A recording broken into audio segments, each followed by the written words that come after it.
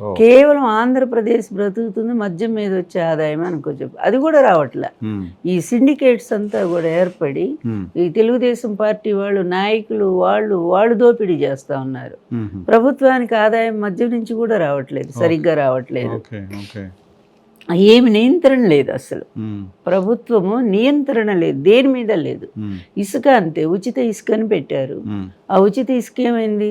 ఇప్పుడు కూడా చూడండి, లారీలు లారీలు హైదరాబాద్ వచ్చి అమ్ముకుంటా ఉన్నారు వాళ్ళు. ఉమ్, ఉమ్, ఆ గ్రామాల్లో కూడా వెళ్తుంటే గ్రామాలు తిడుతూ ఉన్నారు. మొన్న నేను ఏదో గ్రామానికి భోజనానికి పిలిస్తే నన్ను వెళ్ళాను. నేను ఉమ్, వెళితే ఆ గ్రామంలో నుంచి ఎన్ని లారీలు ఇసుక వెళ్ళిపోతూ ఉందో. ఉమ్, అట్లాగే నిన్న ఒకళ్ళు విజయనగరంలో అనుకుంటాను, ఇక్కడంతా కాలువ అంతా తవ్వేస్తున్నారు, గుంటలు పడిపోతున్నాయి, అందులో ఎవరైనా పడి చచ్చిపోవచ్చు కదా, నూతులు ఏర్పడతాయి కదా దాని లోపల, ఉమ్, ఏమిటి ఈ అన్యాయం అని చెప్పి ఆ ప్రజలు మొత్తుకుంటా ఉన్నారు. ఎవడు పట్టించుకుంటాడు?